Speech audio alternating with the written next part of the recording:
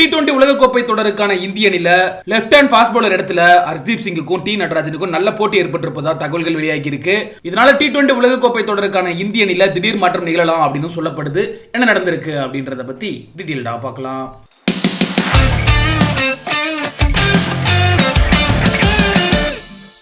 இப்ப சிறப்பா கோலாகலமா நடந்துட்டு இருக்கக்கூடிய ஐபிஎல் தொடர் முடிஞ்ச உடனே T20 உலகக்கோப்பை தொடரானது ஜூன் மாதத்தில் தொடங்க இருக்கு. இந்த T20 உலகக்கோப்பை தொடரோட லீக் போட்டிகள் எல்லாமே அமெரிக்காவில் நடைபெற இருக்கு. வெஸ்ட் இண்டீஸ் மண்ணில் முக்கியமான நாக் அவுட் போட்டிகள் நடைபெற இருக்கு.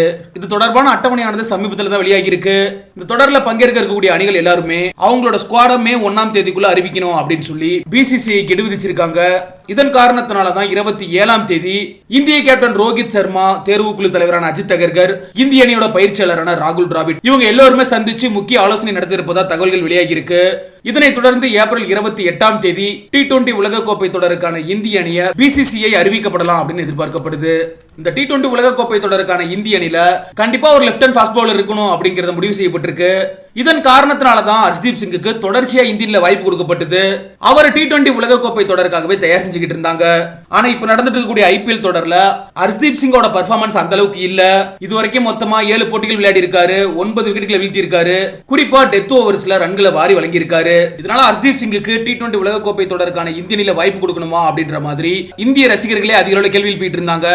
இந்த ஒரு வேலையில தான் ஹைதராபாத் அணிக்காக விளையாடிட்டு இருக்கக்கூடிய தமிழகத்தின் தங்க மகனான டி நடராஜன் பயங்கரமா பெர்ஃபார்ம் பண்ணியிருக்காரு, சிறப்பா கம்பேக் கொடுத்திருக்காரு. இதனால T20 உலகக்கோப்பை தொடர்ல ஹர்ஷ்தீப் சிங்க்கு பதிலா டி நடராஜன் தேர்வாக அதிக வாய்ப்பு இருப்பதா பார்க்கப்படுது. இந்த ஆண்டு ஐபிஎல் தொடர்ல நடராஜன் இதுவரைக்கும் மொத்தமா 5 போட்டிகள் விளையாடி இருக்காரு, 10 விக்கெட்டுகளை வீழ்த்தி இருக்காரு. எப்பவுமே நடராஜனோட ஸ்ட்ரென்த் அப்படின்னா அது யார்கர் மட்டும்தான். ஆனா அந்த யார்கரை மட்டுமே நம்பாம இப்ப பயங்கரமா ஹார்ட் ஒர்க் பண்ணி புதுசா ஸ்கில் ஆட் பண்ணிருக்காரு. ஸ்லோயர் பவுன்சர், ஷார்ட் பால்னு சரியான லைன் அண்ட் லென்த்ல பவுல் பண்ணிக்கிட்டு இருக்காரு.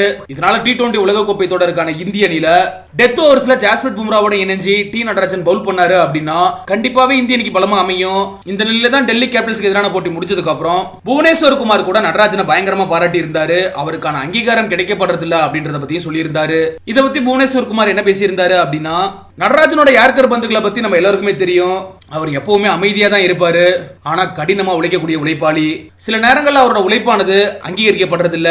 நிச்சயமா மிகப்பெரிய மேட்ச் வின்னர் டி நடராஜன் அப்படின்னு சொல்லி புவனேஸ்வர் குமார் நடராஜனை பயங்கரமா பாராட்டி இருந்தாரு. SRH vs டெல்லி கேபிட்டல்ஸ் மேட்ச்ல SRH அணி பயங்கரமா ஆடுனாங்க. மொத்தமா 266 ரன்கள் எடுத்தாங்க 7 விக்கெட் இழப்புக்கு. ஆனாலும் டெல்லி சும்மா சொல்லிட முடியாது, பயங்கரமா ஸ்டார்ட் பண்ணாங்க. இவங்க அடிக்கிற அடியை பார்த்தா கண்டிப்பா சேஸ் பண்ணிடுவாங்க போலயே அப்படின்ற மாதிரி தான் இருந்துச்சு. SRHல யார் பவுல் பண்ணாலும் சரி 6 4 அடிச்சுக்கிட்டு இருந்தாங்க.